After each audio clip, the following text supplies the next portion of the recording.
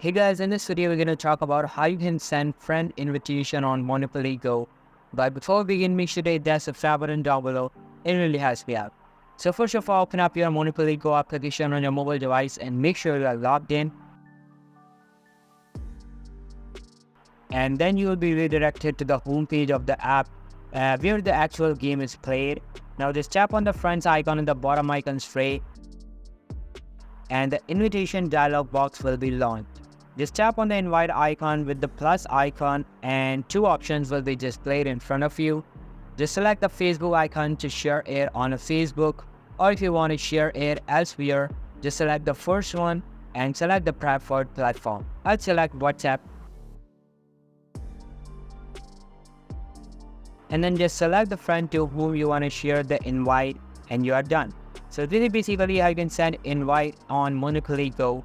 So that's all for today's video. Hope you liked the video. I'll be waiting in the next one. See you soon. Bye.